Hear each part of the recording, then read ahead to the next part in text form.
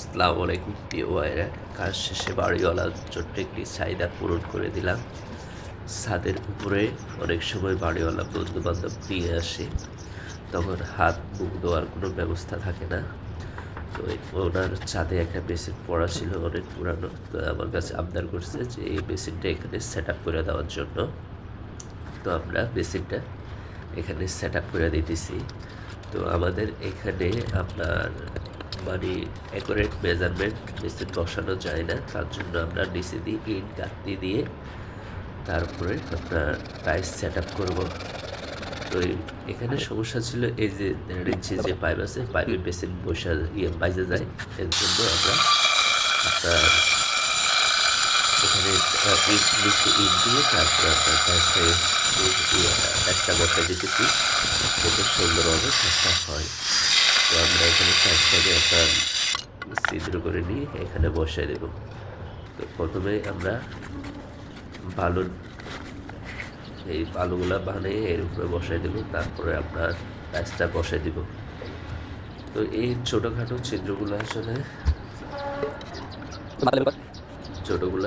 ছোটোখাটো যে চাহিদাগুলো আছে এগুলা মাঝে মাঝে বাড়িওয়ালাদের পূরণ করে দিতে হয়।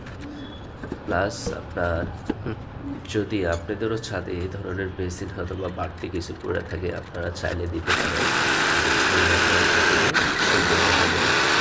তারপরে আপনি হাত ধুতে পারবেন, সুন্দর হইতেছে।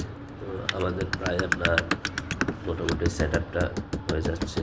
এখন আমরা এখানে রোল বল লাগাই দিতেছি, মানে এটা হলো বেসিনের নাট লাগাই দিতেছি যেহেতু সুন্দরভাবে এখানে বসে।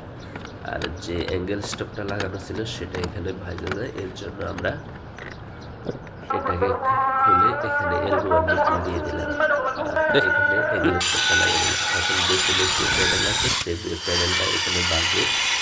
তো আমরা এখানে কী করবো, প্যানেলটাও কেটে দিব, কেটে দিয়ে তারপরে বেসিনটা এখানে ইনস্টল করবো।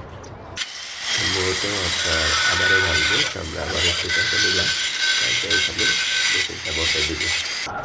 এই ধরনের ছোটোখাটো আপনার বাড়িওয়ালার চাইলে কইরা দিতে হয়, না করলে আবার সম্পর্ক ভালো থাকে না বাড়িওয়ালাদের সাথে। আর বেসিনটা আপনার অনেক পুরানো, ছাদে অনেক দিন পুরানো ছিল। তো আবার টাইসের কাজ করতেছে, সব মিলিয়ে আমরা এই কাজটা আপনার করে দিলাম।